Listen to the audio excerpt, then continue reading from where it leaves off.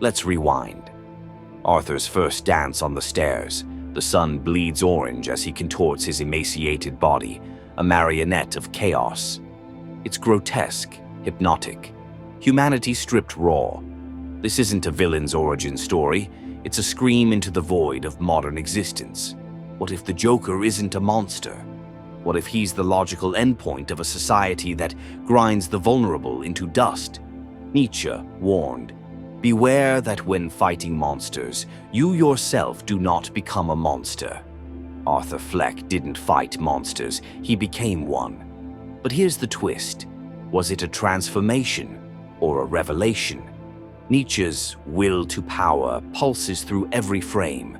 Arthur, denied dignity, denied love, claws his way to agency through violence. "I just hope my death makes more sense than my life," he scrawls in his journal. Sense, a pun that cuts like a knife. The Übermensch isn't born, he's forged in the furnace of cruelty. But what happens when the Übermensch isn't a hero but a clown with a gun? 3 words. You don't listen. Arthur's plea to his therapist, a moment that should shatter you. How many of us are screaming into deaf ears? The film forces us to confront. Is suffering inevitable, or is it manufactured? Arthur's medication is cut. His file is tossed aside. His laugh, a medical condition, marks him as a freak. We live in a world where mental health care is a privilege, where the marginalized are gaslit into believing their pain is their failure. The Joker doesn't snap. He's pushed by a system that monetizes despair. The riots, the clown masks, the chants of "we are all clowns." This isn't fantasy, it's déjà vu. Replace Gotham with any city gutted by inequality.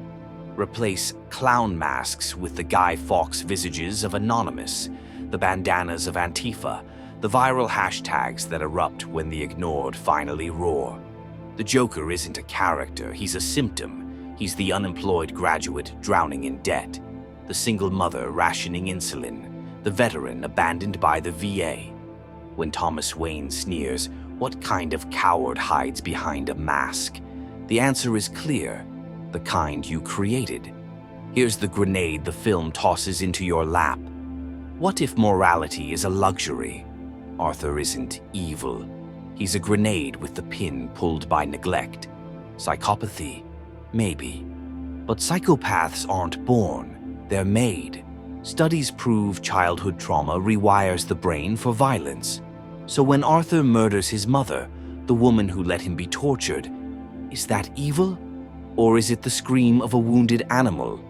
The film doesn't let you off easy. It forces you to ask, if you were starved, beaten, and laughed at, what would you become? Now let's talk about you. That flutter of recognition you felt when Arthur danced. The discomfort when his rage felt familiar. That's the point. We live in an era of performative sanity, Instagram positivity, LinkedIn hustle porn, TikTok therapists reducing trauma to bite-sized healing. But underneath, we're all one missed paycheck, one betrayal, one spiral away from our own stairwell dance. The Joker isn't a cautionary tale, he's a confession. So I'll leave you with this. The film ends with Arthur in an asylum, chuckling as he whispers, "You wouldn't get it." But what if we do get it? What if his laughter isn't madness, but clarity? The joke isn't Arthur Fleck, it's us, our complicity, our denial, our refusal to see the humanity in the monsters we create. So I ask you now, no, I dare you. Is the Joker truly evil? Or is he the truth we're too terrified to face? Close your eyes. A blood-streaked clown twirling on the steps of a city that hates him, his movements jagged yet rhythmic. A dance of defiance in a universe devoid of meaning. Camus wrote, "The only way to deal with an unfree world is to become so absolutely free that your very existence is an act of rebellion." Arthur's dance is his rebellion. But what is he rebelling against? The answer, everything. The absurdity of a life where he's told to smile and be happy while the world rots him from the inside. We scroll through hollow Instagram affirmations, grind in jobs that erase our souls, and whisper, "This can't be all there is." Arthur's madness isn't irrational. It's the only rational response to the absurd. How long until your dance begins? Is it just me, or is it getting crazier out there? Arthur's question hangs in the air like smoke over burning trash cans. Gotham's elites party in penthouses while children starve in alleys. Sound familiar? Marx's ghost haunts every frame. The bourgeoisie hoard wealth. The proletariat wear clown masks. Thomas Wayne calls protesters clowns. But who built the circus? Who rigged the game? When Arthur guns down Wall Street suits on the subway, it's not random violence. It's class warfare. The real shock? We cheer for it. Because deep down, we're all tired of being clowns in someone else's capitalistic carnival. Jung warned of the shadow, the dark, suppressed half of our psyche. Society demands we lock it away. But Arthur, he lets his shadow dance. That chilling scene in the bathroom, post-murder, where his body sways with eerie grace. That's the shadow breaking free. We're taught to hate our rage, our pettiness, our lust for chaos. But what if the Joker isn't a villain? What if he's the shadow we all hide? The coworker you fantasize about shoving down the stairs, the scream you swallow in traffic. Arthur doesn't snap. He surrenders to the shadow. What's stopping you from doing the same? You're locked in here with me.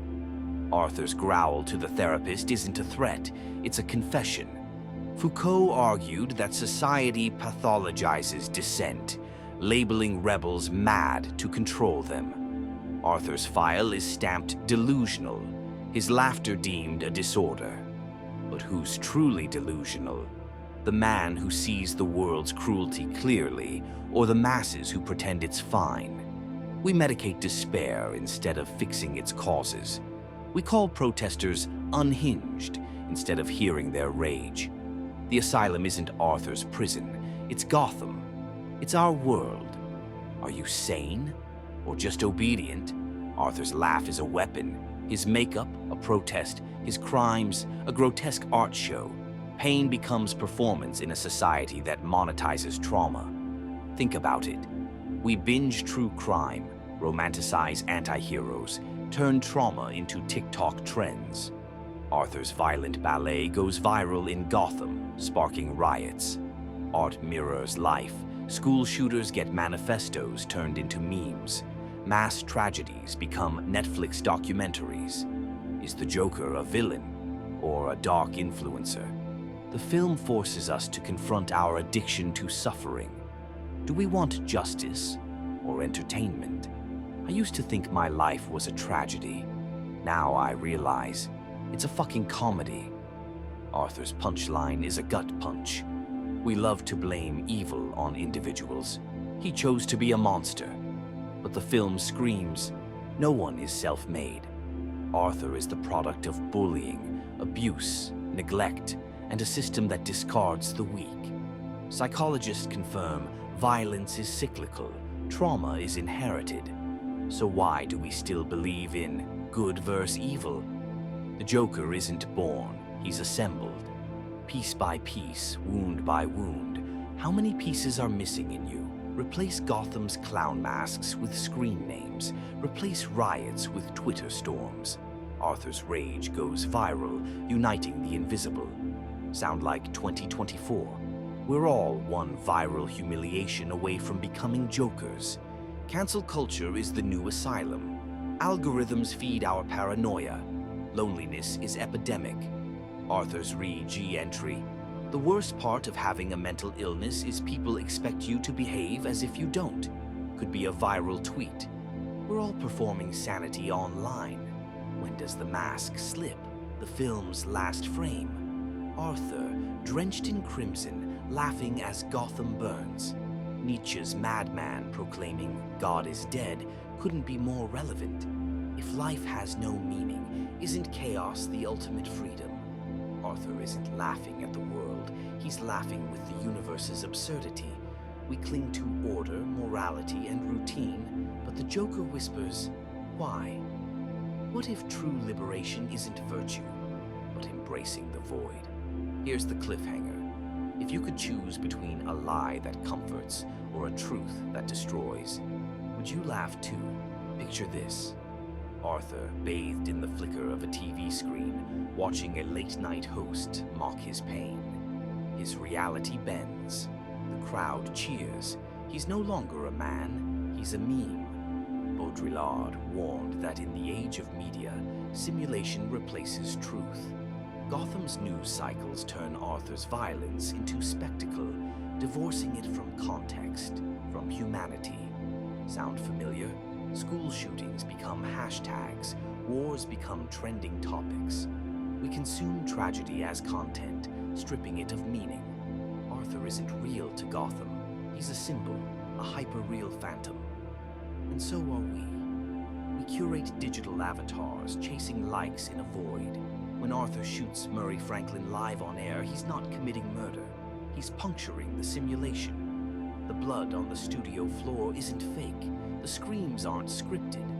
What's more terrifying, the violence, or the fact we'd all tune in to watch it.